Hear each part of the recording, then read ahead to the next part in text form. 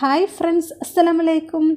ഇന്ന് ഞാൻ ചെയ്യാൻ പോകുന്നത് വെറും 5 രൂപ ചിലവിൽ നമുക്ക് ഇൻഡോർ പ്ലാന്റ്സൊക്കെ വെക്കാൻ പറ്റിയ അടിപൊളി ചെടിച്ചട്ടി എങ്ങനെ ഉണ്ടാക്കിയെടുക്കാം എന്നുള്ളതാണ്. അപ്പോൾ നമുക്ക് വീഡിയോയിലോട്ട് പോകാം. അതിന് മുമ്പായി എൻ്റെ ചാനൽ ആദ്യമായിട്ട് കാണുന്നവരാണെങ്കിൽ ഒന്ന് സബ്സ്ക്രൈബ് ചെയ്യാം. പിന്നെ തൊട്ടടുത്തുള്ള ബെല്ലൈക്കൺ ഉണ്ടല്ലോ, അതും കൂടി ഒന്ന് പ്രസ് ചെയ്യുക. എങ്കിൽ മാത്രമേ ഞാൻ പുതുതായി വീഡിയോ അപ്ലോഡ് ചെയ്യുമ്പോൾ നിങ്ങൾക്ക് ഉടൻ തന്നെ നോട്ടിഫിക്കേഷൻ വരികയുള്ളൂ. അപ്പോൾ നമ്മൾ ഇൻഡോർ പ്ലാന്റ്സ് വെക്കാൻ പറ്റിയ ഇൻഡോർ പോട്ട് റെഡിയാക്കാനായിട്ട് ഇതുപോലൊരു പാത്രമുണ്ട് ഞാൻ എടുത്തിട്ടുള്ളത്. ഞാൻ കിച്ചണിൽ സാധനങ്ങളൊക്കെ ഇട്ട് വെക്കുന്ന ഒരു പാത്രമാണ്. അപ്പോൾ ഇതിലേക്ക് നമുക്ക് കുറച്ച് ഓയിൽ ഒഴിച്ചു കൊടുക്കാം.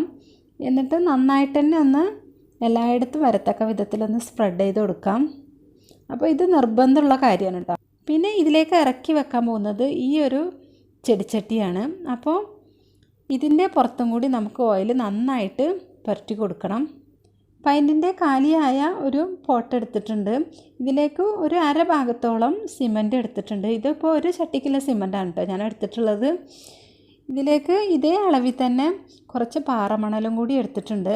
നിങ്ങൾക്ക് വേണമെങ്കിൽ മുറ്റത്തൊക്കെ എല്ലാ പൂയിമണലും എടുക്കാം കേട്ടോ. പാറമണൽ തന്നെ വേണമെന്ന് ഒരു നിർബന്ധമില്ല. ഇതും ഒരേ അളവിൽ എടുത്തിട്ടുണ്ട് കേട്ടോ. അപ്പോൾ രണ്ടും ഒരേ അളവാണ് എടുക്കേണ്ടത്. പിന്നെ കയ്യിൽ ഗ്ലൗസ് ഇട്ടതിന് ശേഷം വേണ്ടത് മിക്സ് ചെയ്യാനായിട്ട്, അല്ലെങ്കിൽ വല്ല കവറോ എന്തെങ്കിലും കെട്ടിയാൽ മതി, അല്ലെങ്കിൽ കയ്യിൽ നന്നായിട്ട് മുറിവ് പറ്റും. അപ്പോൾ ഇത് ശ്രദ്ധിക്കട്ടോ. എന്നിട്ട് ഇതിലേക്ക് പാകത്തിന് വെള്ളം ഒഴിച്ച് കൊടുക്കാം. അപ്പോൾ കുറച്ച് ലൂസായിട്ടാണ് കേട്ടോ ഇരിക്കേണ്ടത്. അപ്പോൾ കുറേശ്ശെ വെള്ളം ഒഴിച്ച് ഇതൊന്ന് ലൂസാക്കി എടുക്കാം.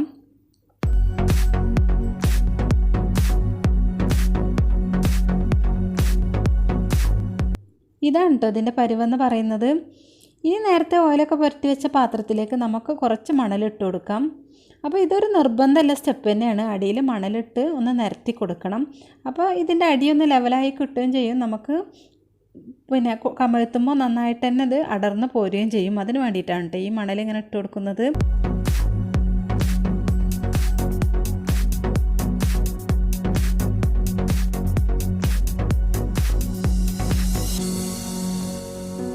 സിമൻറ്റും മണലും കൂടി കുഴച്ച നമ്മുടെ മിക്സി ഇതിലേക്ക് ഇട്ട് കൊടുക്കാം.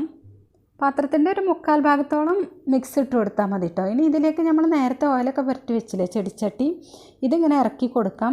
അപ്പോൾ ചട്ടിയോടുകൂടി ഇറക്കി വെക്കണം എന്നൊരു നിർബന്ധമല്ല കേട്ടോ. ചട്ടിയിലേക്ക് കുറച്ച് മണ്ണോ മണലോ ഇട്ട് കൊടുത്താൽ മതി. ഒരു വെയിറ്റ് കിട്ടണം, അത്രയേ ഉള്ളൂ. ഇനി ഇത് ഒന്നിങ്ങനെ ഇളക്കി കൊടുക്കാം. അപ്പോൾ അധികമായിട്ട് ഇങ്ങനത്തെ അടിയിലേക്ക് പ്രസ് ചെയ്ത് ഇളക്കി കൊടുക്കരുത്. അങ്ങനെ ഇളക്കി കൊടുത്താൽ നമ്മുടെ അടിയത്തെ മണലൊക്കെ മേലേക്ക് കയറിപ്പോകും. അപ്പോൾ ചെറുതായിട്ടൊന്നിങ്ങനെ ഇളക്കി ഒന്ന് ലെവൽ ചെയ്ത് വെച്ചാൽ മതി. ഒരു 7 മണിക്കൂറൊക്കെ കഴിയുമ്പോഴേക്കും നമ്മുടെ സിമൻറ്റൊക്കെ നന്നായിട്ട് വലിഞ്ഞിട്ടുണ്ടാവും. അപ്പോൾ പതുക്കെ ഈ ചെടിച്ചട്ടി ഒന്നിങ്ങനെ കറക്കി കൊടുക്കാം. അപ്പോൾ പതുക്കെ ശ്രദ്ധയോടെ വേണ്ടത് ഇങ്ങനെ ചെയ്തെടുക്കാനായിട്ട്. എന്നിട്ട് മെല്ലെ ചട്ടി എടുത്ത് മാറ്റാം. ഇനി ഇതിങ്ങനെ ഒരു 8 മണിക്കൂറോളം നമുക്ക് ഉണങ്ങാനായിട്ട് വെക്കാം. അപ്പോൾ 8 മണിക്കൂർ എന്നുള്ളത് ഒരു 10 മണിക്കൂറായാലും പ്രശ്നമൊന്നുമില്ല. എന്നിട്ട് പതുക്കെ നമുക്ക് ഈ സൈഡൊന്ന് വിടുവിച്ചതിന് ശേഷം പോട്ട് ചെറുതായിട്ടൊന്ന് ഉയർത്തി കൊടുക്കാം.